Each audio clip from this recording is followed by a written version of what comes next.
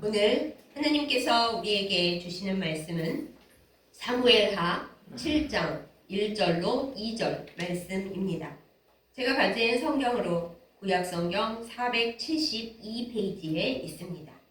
사무엘하 7장 1절로 2절 말씀 제가 받들어 읽겠습니다. 여호와께서 주위의 모든 원수를 무찌르사 왕으로 궁에 평안히 살게 하신 때에 왕이 선지자 나단에게 이르되 볼지어다 나는 백향목 궁에 살거늘 하나님의 궤는 휘장 가운데에 있도다. 아멘. 기도하겠습니다.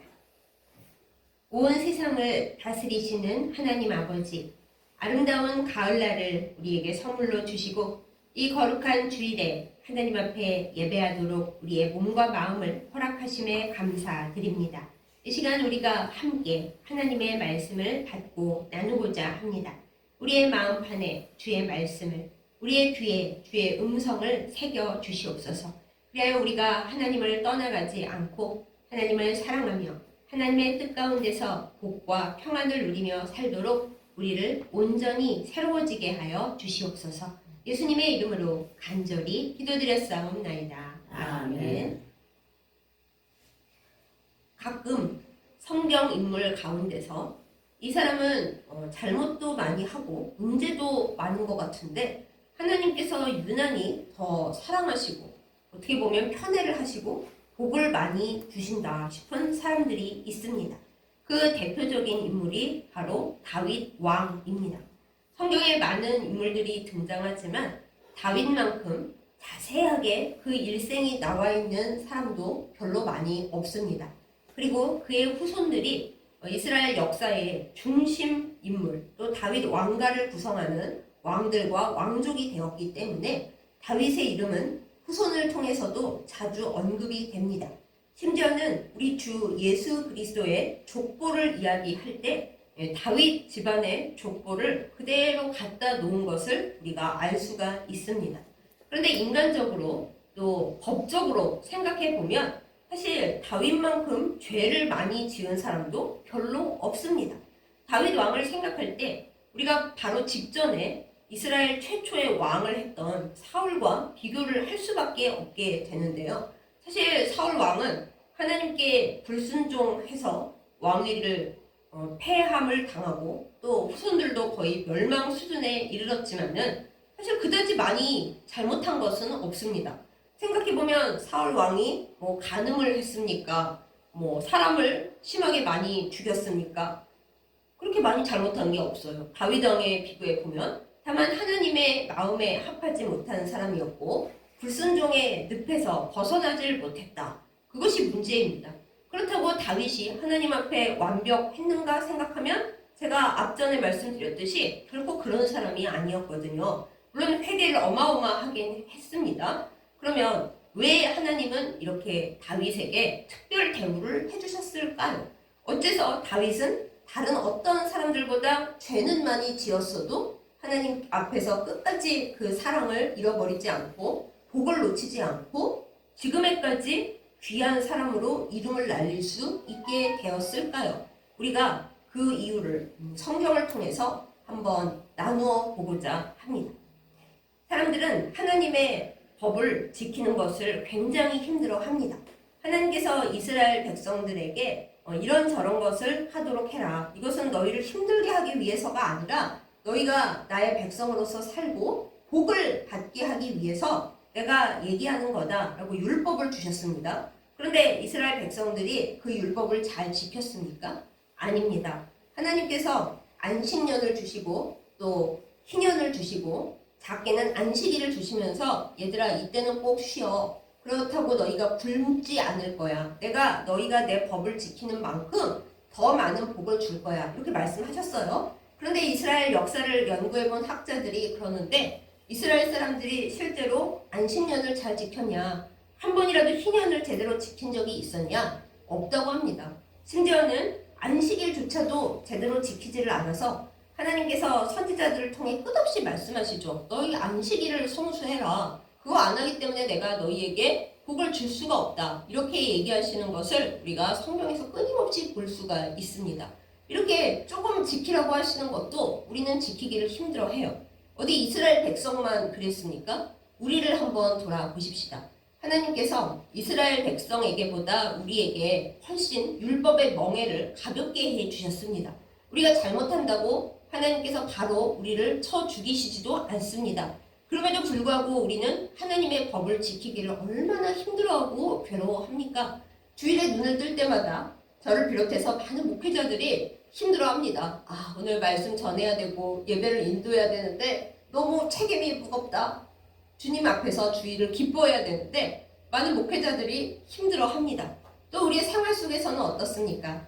예전에는 교회에서 11조를 굉장히 강조를 많이 했습니다. 말라기 말씀에 근거해서 하나님을 시험해서는 안 되지만 딱 하나 하나님께서 시험해도 좋다고 하신 게 있는데 그게 11조다. 11조를 잘 하나님 앞에 드리면 그러면 모든 복을 받게 된다. 그렇게 교회에서 많이 강조를 했어요. 그런데 사람들이 물질이 어렵고 또 믿음이 연약해지고 갖가지 복잡한 생각을 하다 보니 꼭 11조를 드려야 복을 받는 거야? 교회에서 헌금을 더 걷기 위해 우리에게 가스라이팅 하는 거 아니야? 11조 안 해도 뭐 다른 거 잘하면 다 복 받을 수 있지. 예수님이 언제 11조 하라 그러셨어? 이러면서 점점 11조를 안 할 이유들을 찾기 시작합니다. 또 어떤 분은 눈물을 흘리면서 하나님 제가 너무 11조를 하고 싶지만 생활이 너무 어려워서 도저히 할 수가 없습니다. 제 사정 아시죠? 용서해 주세요. 이 다음에 형편이 풀리면 열심히 할게요. 이러는 경우도 많이 발생을 합니다. 이처럼 하나님께서 우리에게 요구하시고 이렇게 하면 너희가 복을 받을 거다 얘기해 주시는 그 소소한 부분들을 지키는 것조차 우리는 너무 힘들어하고 괴로워합니다. 하나님과 사랑하는 문제에 있어서 우리는 하나님께 많은 사랑과 복을 받아 누리기를 바라지만 우리의 삶 가운데서 하나님을 진짜 우리가 사랑하고 신경 쓰고 생각하나 한번 뒤돌아보십시다. 별로 안 그럽니다. 우리는 많은 경우에 하나님을 나에게 복 주시는 분, 나를 한량없이 사랑하시는 분, 내가 죄를 지어도 회개하고 울면은 용서해 주시는 분, 뭐 이렇게 우리 편할 대로만 생각을 합니다. 행여 하나님이 너가 잘못한 것에 대해 벌을 주시고 세상의 문제에 대해 개입하셔서 심판하실 거다. 그러면 대부분 사람이 다 듣기 싫어합니다. 남들은 심판해 주시기를 원하면서도 하나님이 너의 죄에 대해 언젠가 책임을 물으실 거야. 그러면 다 듣기 싫어하고 아니 그런 말은 하지 마세요. 그럽니다. 그런데 다윗의 독특한 점이 무엇인지 아십니까? 다윗은 하나님께서 말씀하신 적이 없는 일들을 많이 한 왕입니다. 목동 시절부터 하나님과의 사이가 유난히 돈독했고 하나님께서 자기를 지키시는 것을 다윗은 많이 경험했습니다. 우리가 잘 알고 있는 다윗과 골리앗 사건에서 다윗은 하나님의 능력이 아니고서는 이거 내가 도저히 이길 수가 없는 거였는데 하나님의 힘으로 내가 이겼다는 것을 확실하게 체험을 했습니다. 사실 우리들 대부분 그런 간증, 그런 체험 한두 개 없는 사람이 어디 있겠어요? 그렇지만 우리들 대부분은 삶 속에서 그걸 까먹고 삽니다. 그리고 행여 하나님께 슬프거나 섭섭한 사건이 발생하면 그동안 하나님 앞에 받았던 사랑, 받았던 복, 받았던 은혜는 다 어딘가로 던져버리고 그저 하나님 앞에 섭섭한 것만 크게 생각을 하고 거기에 꽂힙니다. 그런데 다윗은 그렇지가 않았습니다. 다윗은 고생을 사실 많이 했어요. 왕이 되기 전에 훈련을 많이 거쳤습니다. 사울 왕이 훈련을 안 거치고 왕이 돼서 문제가 있다고 하나님께서 생각하셨는지는 모르겠지만 다윗은 기름 부음 받은 후에 그 고생이 너무 컸습니다. 물론 그 과정 중에서 하나님을 간절히 의지하는 귀한 시편 기도들이 많이 탄생을 했죠. 근데 왕이 되고 나서 다윗은 이 하나님과의 사랑이 없어지지 않고 적어도 초반에는 점점 더 깊어졌습니다. 여러분, 하나님의 법궤가 어디에 있었습니까? 원래는 이스라엘 백성 가운데 있어야 하지만 블레셋과 전쟁을 하다가 괜히 가지고 나갔다가 잃어버린 후에 블레셋이 큰 재앙을 겪고 다시 돌려준 후에 이스라엘 백성은 법궤에 대해 거의 생각을 안 하고 살았습니다. 그 위대한 선지자, 기도를 쉬지 않았던 사무엘조차도 하나님의 법궤를 다시 중요하게 챙기고 갖고 와야지 하는 생각을 하지를 않았어요. 사울 왕도 왕이 되었지만은 하나님의 법궤에 대해 아무 생각을 안 하고 살았습니다. 그런데 다윗 왕은 어땠습니까? 다윗 왕은 하나님의 법궤가 우리 가운데 있어야 되는데 왜 변방에 계속 있는 것일까? 하나님의 법궤를 가져와야겠다. 이 생각을 해낸 왕이에요. 사무엘도 사울 왕도 못했던 생각, 적이 없는, 해본 적도 없는 생각을 다윗 왕은 생각했습니다. 왜 그 생각을 할 수 있었을까요? 하나님을 중심에 두고 어떻게 하면 하나님을 더 잘 섬기고 하나님께 잘 할 수 있을까? 그 생각이 마음속에 있었기 때문에 거룩한 아이디어가 그 안에 올 수 있었던 겁니다. 다윗은 그런 사람이었습니다. 하나님의 법궤에까지 신경을 썼을 때는 하나님에 대해 늘 생각하고 있었다라는 것이죠. 물론 오늘날의 학자들이나 삐뚤어지게 생각하는 분들이 이런 말들을 합니다. 다윗 왕이 왕으로서 자기 정통성을 가지고 또 흩어져 있는 각 지파의 마음을 한 곳으로 모으기 위해 구심점이 필요했는데 그거를 하나님의 법궤로 생각을 해내고 그래서 가져온 거다. 이렇게 해석하시는 분들도 되게 많아요. 맞을 수도 있습니다. 그렇지만 여러분, 그 정치적 구심점을 만드는 것으로 하나님의 법궤를 생각해냈다는 것 자체가 특별하지 않습니까?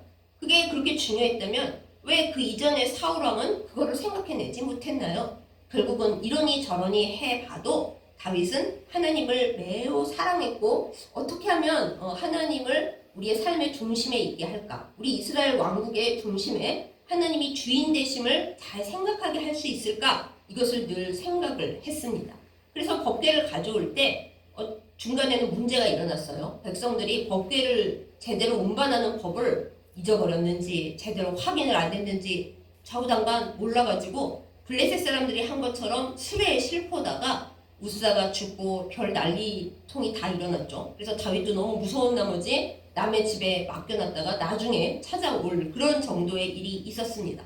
그럼에도 불구하고 결국 다윗은 법궤 가져오기를 포기하지 않고 문제점을 다 개선해서 법궤를 가져왔죠. 그리고 가져오는 날 그게 다윗의 진심이 드러나는 부분인데 너무나 기뻐서 다윗이 춤을 췄습니다. 얼마나 심하게 격렬하게 춤을 췄는지 바지가 내려가는 것도 모를 정도로 그렇게 기뻐하면서 춤을 췄어요.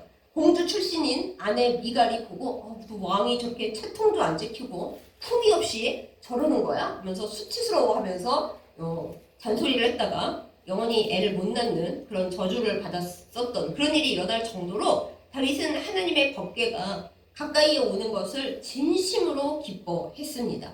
그러니 하나님이 그 마음을 보셨겠어요? 안 보셨겠어요? 제가 정치적으로 나를 이용하려고 법궤를 가져오는구나 그러시는지 진심으로 다윗은 내 법궤가 들어오는 것을 즐거워하는구나 하셨을지 하나님은 아실 거 아니에요. 우리들이 정치적으로나 그런 걸로 해석을 해서 뒤에 덧붙이는 게 아니라 하나님과 다윗 사이에 오간 감정이 분명히 있었을 것입니다.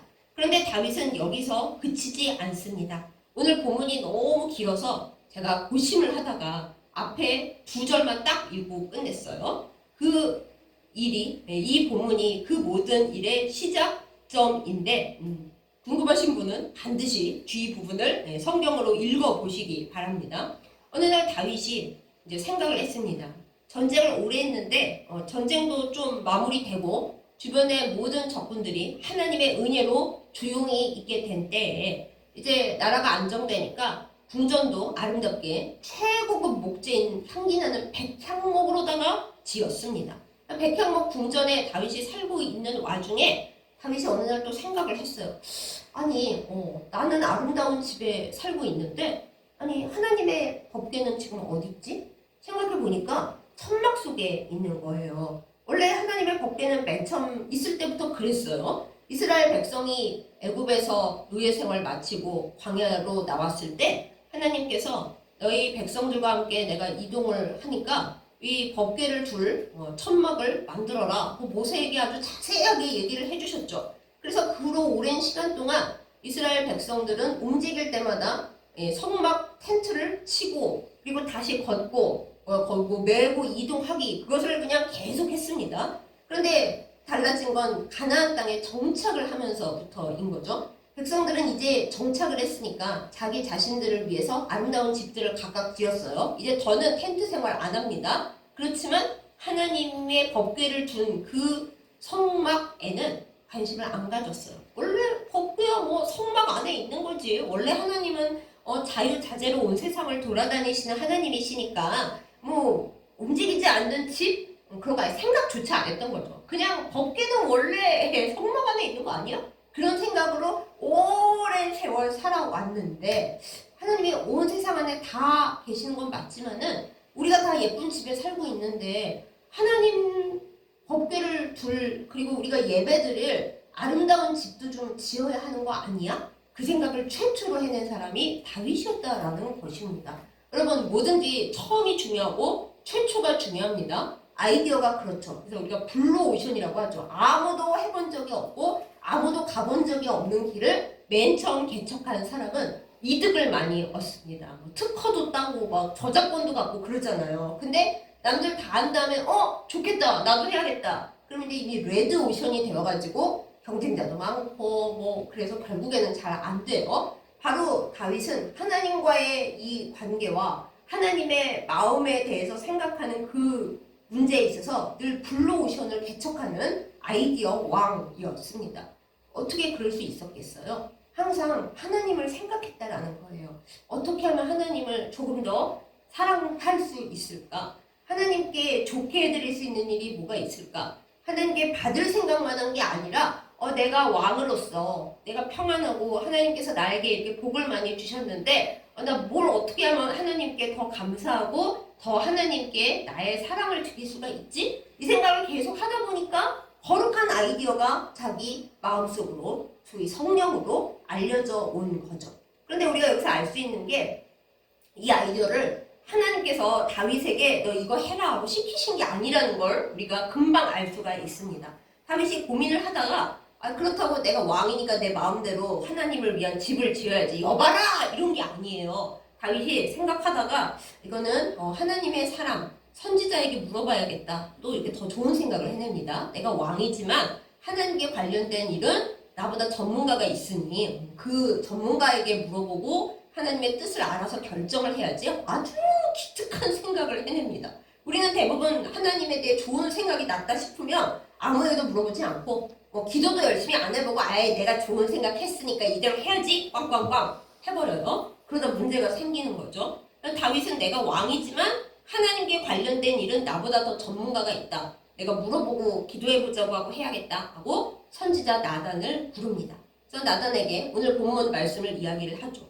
나는 백향목 궁전에 살고 있는데 하나님의 교회는 그 천막 가운데 있는데 정 마음이 불편하다. 이거 내가 하나님을 위한 집을 짓는 게 어떨까? 이렇게 얘기를 합니다. 선지자 나단도 여기서 너무 기쁘고 감격을 한 나머지 한 번도 들어본 적이 없는 얘기를 왕이 하니까 기가 막히게 아이디어가 좋습니다. 너무 좋습니다. 왕 뜻대로 하십시오 하고 그냥 찬성을 막 해버려요. 이 뒤에 보면은. 근데 그게 하나님 뜻이 아니었던 거예요. 나단이 당연히 하나님 뜻이겠지 하고 생각하고 찬성을 해버렸는데 그날 밤에 하나님께서 이 나단에게 말씀을 하십니다.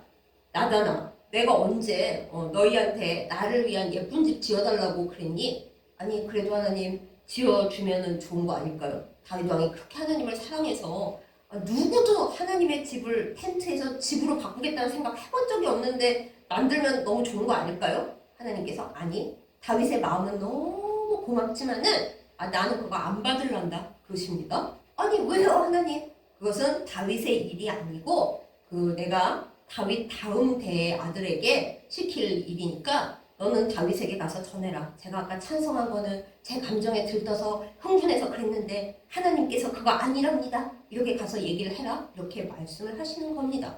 여기서 우리가 알 수 있죠. 이게 하나님 뜻이 아니었구나. 하나님이 다윗에게 야 너 내 집 지어 그러신 게 아니라 다윗이 하나님을 너무 사랑하고 어떻게 하면 하나님께 더 좋은 일을 할 수가 있을까? 하나님이 시키시는 일만으로도 괴로워하는 우리와는 달리 하나님이 시키시지도 않았고 생각도 안 하셨는데 다윗 마음에서부터 우러나와서 정말 하나님을 사랑하기 때문에 우리가 사랑하는 누군가에게는 그냥 별걸 다 해주고 싶잖아요. 그 사람에게 제일 좋은 걸 해주고 싶은 게 사랑하는 마음이잖아요. 그게 사람에게만 그런 게 아니라 다윗의 경우에는 하나님을 향해서도 늘 하나님이 나에게 주시는 분인 걸 아는데 나도 뭔가 하나님께 좋은 걸 드리고 싶어서 항상 고민을 하다 보니까 하나님께도 내가 사는 백향목 궁전 같은 집을 지어드리면 좋겠는데 라는 지극히 순진하고 귀여운 생각을 하게 된 겁니다. 아무도 해본 적이 없는 생각을, 심지어 하나님이 말씀하지도 않았고 성령으로 얘기하신 것도 아닙니다. 그렇게 된 거예요. 근데 하나님께서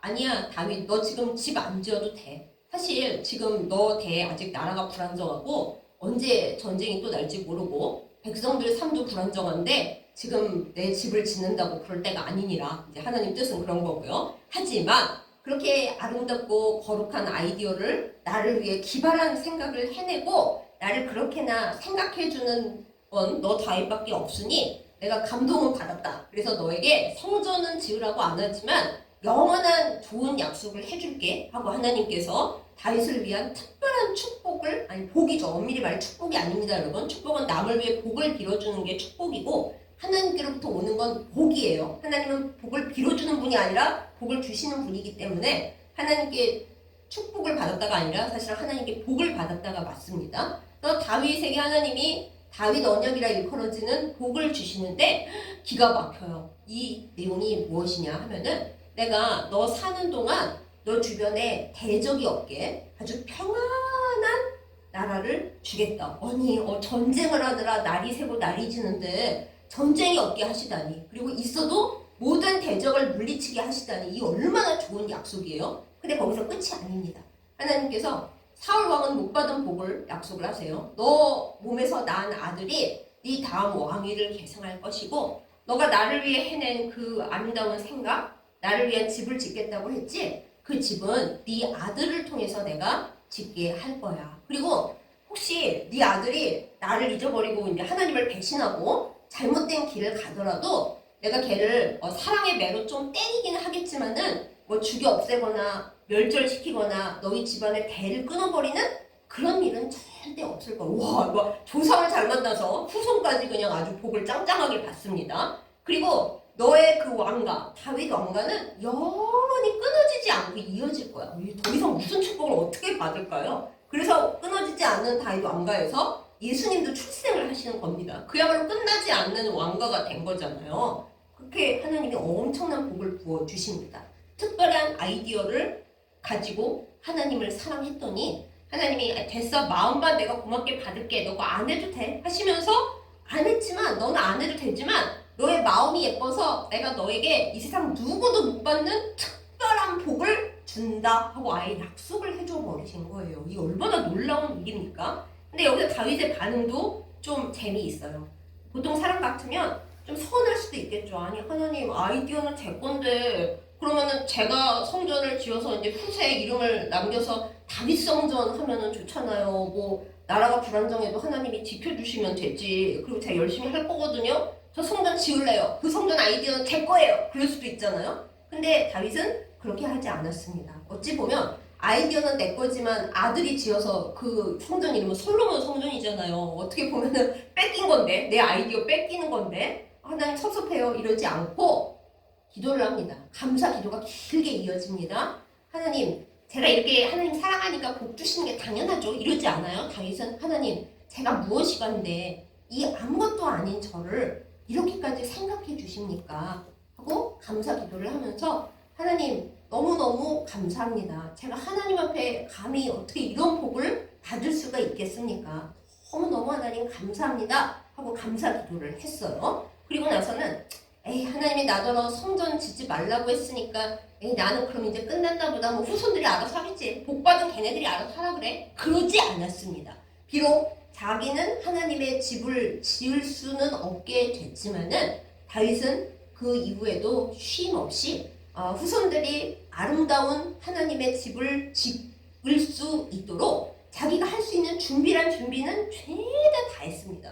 어디서 좋은 재료가 들어오면 이거 나중에 하나님 집 지을 때 쓰라 그래 하고 따로 창고 만들어서 거기다가 다 쟁여놨어요. 어디서 아름다운 거 보면은 자기 거 아니고 이거는 하나님 성전 지을 때 나중에 써야 돼 하고 다 집어넣고, 다윗이 마지막에 세상을 떠날 때 유언을 하면서 내가 못 지었지만 너는 꼭 하나님의 집을 아름답게 지어라. 내가 준비를 많이 해놨지만은 너는 그거 갖고 안 돼. 더 예쁘게, 더 좋은 재료 써서 더 고급지게 하나님께 가장 아름다운 성전을 지어드려야 돼. 이게 다윗이 솔로몬에게 남긴 귀중한 유언이거든요. 어떻게 보면 솔로몬은 아버지를 잘 만나서 그 아버지 아이디어 갖고 아버지가 물려준 성전 재료들 갖고 자기가 좀 더 보태서 아버지 인맥인 두로왕 히람까지 이제 해가면서 지어서 자기 이름으로 지었던 거예요. 실제로 솔로몬 성전이라고 이름은 붙었지만 성경의 역사를 알고 그 이야기를 아는 사람은 이것은 거의 다윗 성전이구나 하고 알 수가 있어요. 그리고 우리가 아는 걸 하나님이 모르시겠어요? 하나님이 이 성전이 다윗의 아이디어로부터 나왔고 다윗의 사랑으로부터 나왔고 다윗의 열심과 다윗의 정성이 만들어낸 결과라는 걸 하나님이 아시는 거예요. 그걸 하나님이 이미 아셨기 때문에 다윗이 성전을 짓지는 못했어도 다윗을 통해서 후손들이 죄에다 복을 받도록 그리고 후손들이 잘못해도 하나님이 없애버리지는 않으시겠다고 영원히 이어지는 약속을 주셨던 거죠.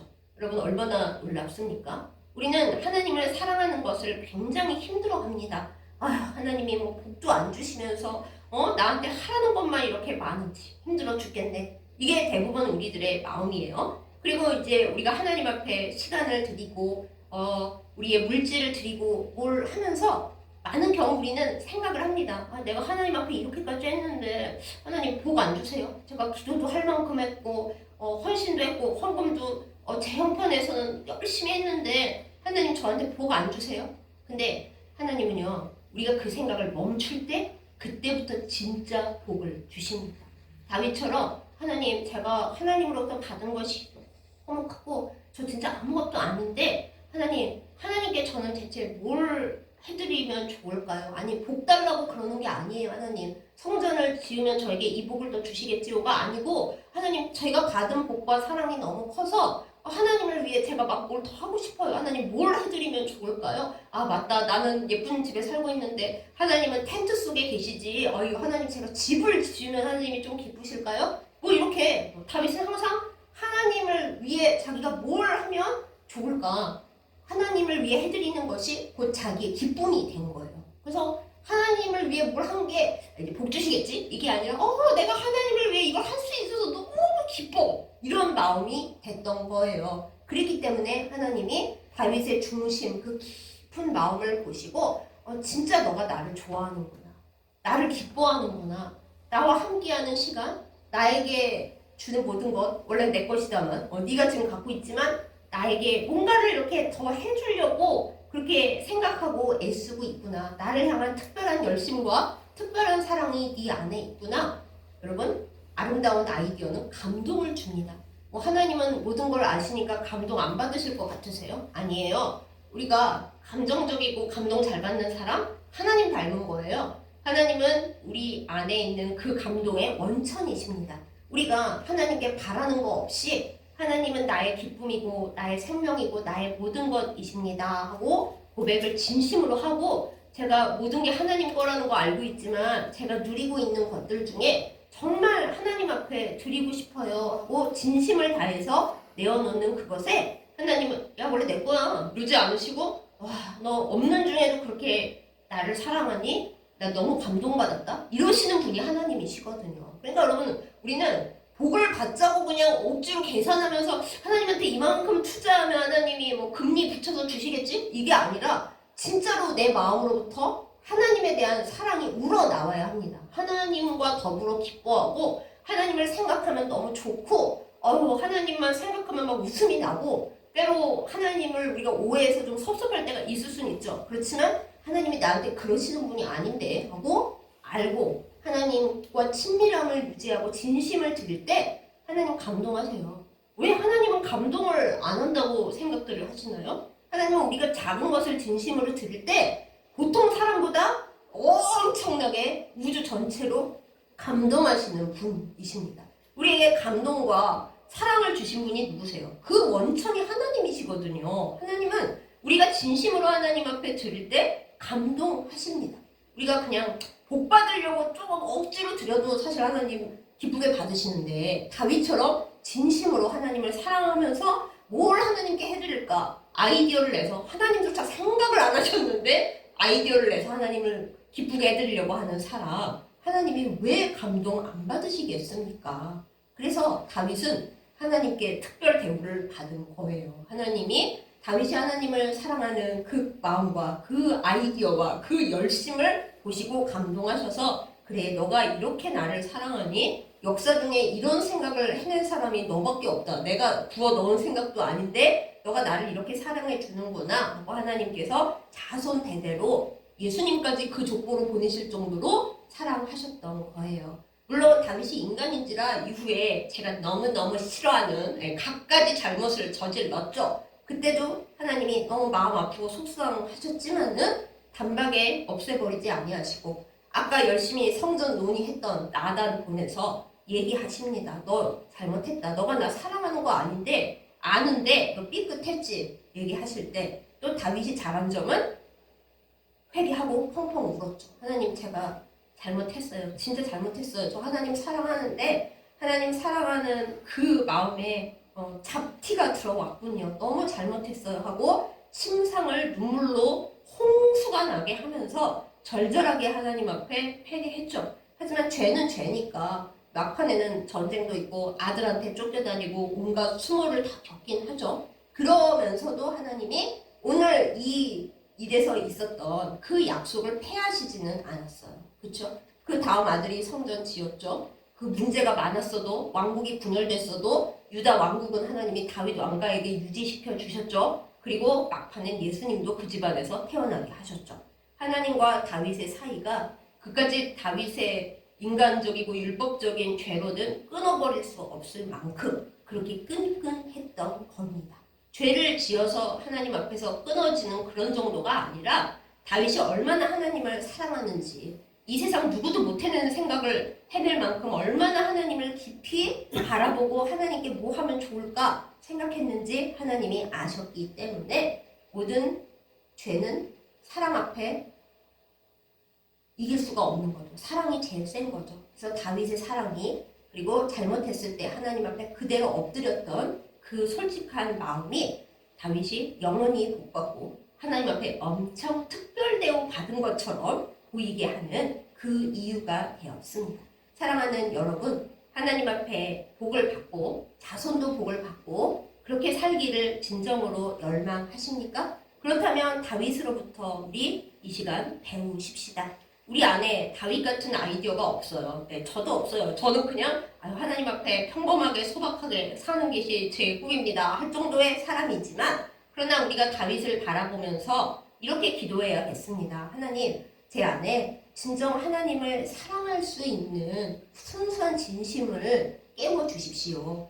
제 안에 분명히 하나님께서 저 만드실 때 넣어놓으신 저의 특별한 달란트가 있을 터인데, 그게 1달란트라 하더라도 그게 있을 터인데, 하나님 그 달란트를 깨우셔서 아이디어를 주시고 하나님을 위해서, 하나님을 진짜 사랑하는 마음으로 하나님이 기뻐하실 만한, 하나님께서 감동하실 만한 그 일을 할 수 있는 제 안에 무엇인가를 깨워 주십시오. 이것이 우리의 기도가 되기를 원합니다. 하나님 복 주세요 이러지 말고, 하나님 진심으로 하나님을 사랑하기 원하고, 진심으로 주님의 기쁨이 되기를 원하고, 진심으로 주님의 감동이 되기를 원합니다. 다윗만큼 하나님을 사랑하고 싶습니다. 왜 우리는 남들이 부자 된 거 욕심내고 남들이 뭐 명예 얻고 성공한 거는 욕심내면서 다윗이 하나님을 너무너무 사랑한 것은 부러워하지 않나요? 나도 다윗처럼 하나님을 너무 사랑하고 싶어. 이런 걸 부러워하는 우리가 되기를 원합니다. 나도 다윗처럼 하나님 앞에 남들이 아무도 생각 못하는 기발하고 거룩한 아이디어를 내서 하나님 좀 감동시켜봤으면 좋겠어. 그게 우리의 소원이 되기를 원합니다. 하나님을 향한 우리의 열심, 우리의 사랑. 나도 다윗보다 더 하나님 사랑하고 싶어. 좀 다윗을 질투해 보십시다. 나도 하나님 다윗보다 더 사랑할 수 있는데, 그런 마음을 갖고 사는 우리이기를 예수님의 이름으로 축복합니다. 우리가 세상의 물질과 세상의 성공과 내가 이름 내는 것과 사람이 나 인정해 주는 것, 그런 거 욕심내고 부러워해봤자 아무것도 아닙니다. 그런 건 부서지는 그 흙 덩어리고 안개와도 같습니다. 그렇지만 내 안에 진정으로 하나님을 사랑하는 마음이 퐁퐁퐁 솟아난다면은 그것은 온 우주를 바꿀 것이고 아니 뭐 나 정도 바꾸는 것이야. 하나님의 마음을 감동시키고 하나님의 세계 안에 살아가는 모든 사람들을 바꿀 수 있습니다. 우리가 위대해지고 싶어서 그러는 게 아니라 하나님과 정말 잘 지내고 싶다. 너무 하나님을 사랑하고 하나님을 기쁘게 하고 싶다. 그 마음으로 우리의 생각이 바뀔 때, 우리의 믿음이 그 방향으로 조절될 때 우리는 이미 하나님이 주실 수 있는 가장 큰 복의 길로 들어서게 된 것입니다. 그거를 우리가 분명히 알았으면 좋겠습니다. 그냥 앉아갖고 하나님 제가 이거 필요하고 이거 필요하고 이거 필요한데 그거 주세요. 하나님이 너 줘봤자 너 그릇이 고장나갖고 밑으로 다 빠지는데 이런 관계가 되면 너무 슬프잖아요. 그게 아니라 저 하나님 너무 사랑하고 하나님을 위해 뭐 좋은 거 많이 하고 싶어요. 그게 내 진심이라면 하나님이 그래 너한테 주면 너가 나를 사랑하는 마음으로 하면 내가 원하는 거 하고 싶어 하면 온 세상에 정말 내가 기뻐하는 일 많이 하겠구나. 하나님을 좀 감동시켜봐요 우리. 그래서 하나님께로부터 오는 그 복의 통로가 될 수 있기를 예수님의 이름으로 축복합니다. 그것을 딱 보장받아 놓으면 우리가 물론 다윗도 무너지는데 우리도 살다가 실수할 수 있겠죠. 죄 지을 수 있겠죠. 그렇지만 하나님이 얘야 너 나 사랑하잖아. 나 사랑하는 사람이 이러면 안 되잖아 하고 타일러 주시고 진짜 우리가 하나님을 사랑한다면 왜요? 뭐요? 나 너무 힘들었어요. 이러지 않고 제가 하나님을 이렇게 슬프게 하다니 정말 너무 잘못했습니다. 하나님. 제가 왜 이렇게 하나님을 슬프게 하는 사람이 됐을까요? 하고 울면 하나님이 용서해 주시죠. 물론 그 죄에 대한 문제는 조금 짊어져야 되겠지만 사울 왕처럼 버림받고 후손들도 다 망하는 그런 길로는 가지 않을 것입니다. 사랑하는 여러분, 다윗에게 우리가 배워야 할 것은 하나님을 깊이 생각하고 하나님을 어떻게 행복하게 해드릴 수 있을까? 그 마음 자세를 갖는 일입니다. 우리의 생각에 하나님은 만물을 다 갖고 계신데 뭐 내가 무슨 힘으로 하나님을 즐겁게 해? 하나님이야 늘 내 모자란 거나 보시고 너 이거 잘못했다 고쳐라 이런 것만 하시는 분이지 뭘. 그런 생각을 하고 있다면 평생 하나님과 친해질 수는 없을 것입니다.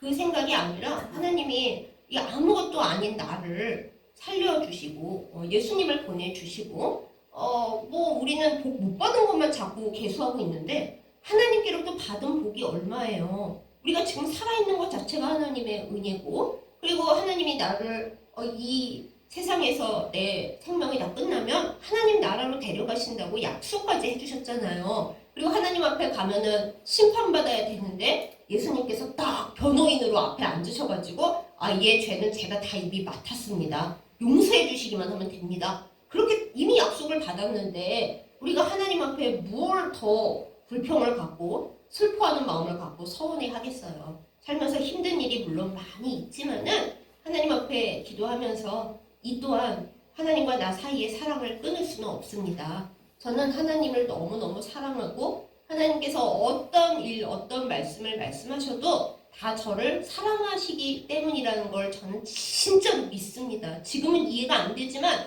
결국에는 이해하게 될 것을 믿습니다. 이게 우리의 마음으로부터 진심으로 우러나올 때 그때 우리는 이미 복 한가운데 가 있게 될 것입니다. 여러분 복 받으려고 기도하지 마시고 복 받으려고 헌금하거나 복 받으려고 하나님 앞에 뭐 하시지 마시고 정말로 하나님을 사랑해서 하는 우리가 되십시다.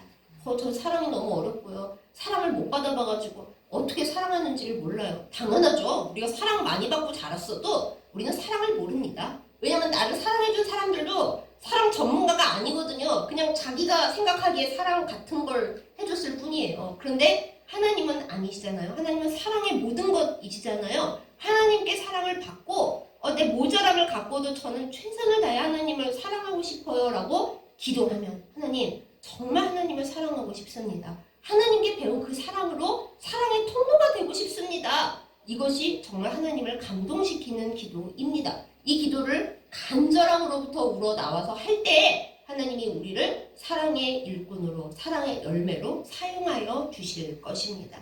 이것도 어렵다. 그러면 기도 맨 처음부터 다시 해야죠. 하나님 제 안에 사랑이 없습니다. 하나님이 저를 무지하게 사랑하신다는 것을 먼저 제 안에 깨닫게 해주십시오. 전 너무 사랑에 굶주렸습니다.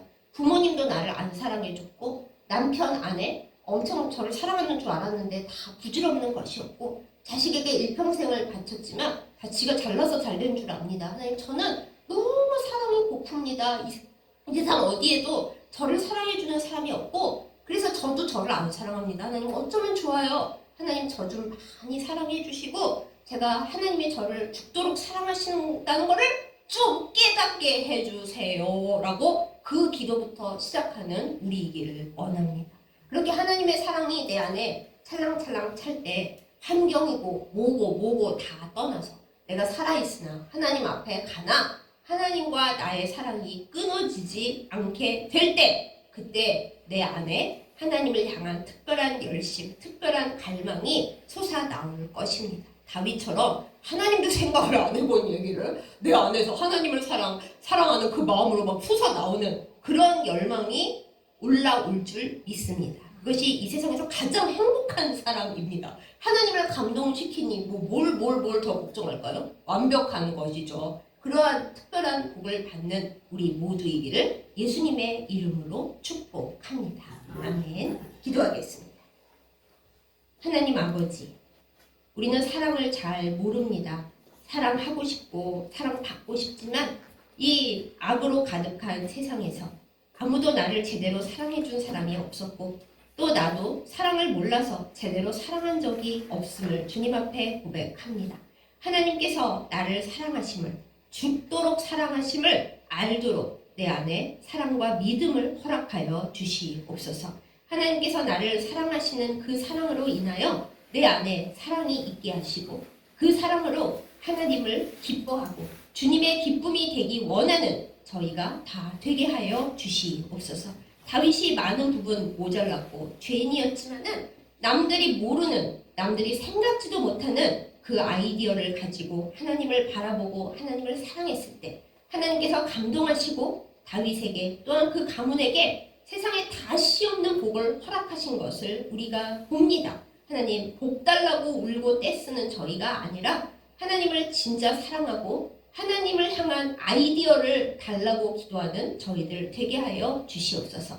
하나님과 우리 각자의 사랑이 모두를 바꾸고 세상을 바꾸고 우리의 죄와 악과 슬픔과 허무함을 다 씻어버리게 할 줄 믿습니다. 주여, 우리를 사용하시고 하나님의 거룩한 아이디어를 우리에게 주시옵소서. 복받자고 하나님 앞에 나아가는 것이 아니라 하나님을 너무 사랑하기 때문에, 하나님이 나를 너무나 사랑하신다는 것을 알아서, 그래서 하나님 앞에 나아가는 저희들 다 되게 하여 주시옵소서. 우리 각자에게 하나님 달란트를 주셨습니다. 그것이 1달란트이든 5달란트 남들하고 비교하지 않게 하여 주시고, 하나님이 주신 만큼 그것을 땅에 묻어두지 아니하고 어디 처박아 두지 아니하고 오직 하나님을 위하여 하나님을 사랑하는 마음으로 쓸 수 있는 저희들 다 되게 하여 주시옵소서. 그리하여 하나님 주시는 복의 한가운데 서서 복을 받고 우리의 후손들에게나 우리의 이웃들에게나 하나님의 복을 실어 나를 수 있는 행복한 존재가 되도록 우리를 거듭나게 하여 주옵소서. 우리에게 하나님의 사랑의 최고의 증거가 되신 사랑하는 예수님의 이름으로 간절히 기도드렸사옵나이다. 아멘.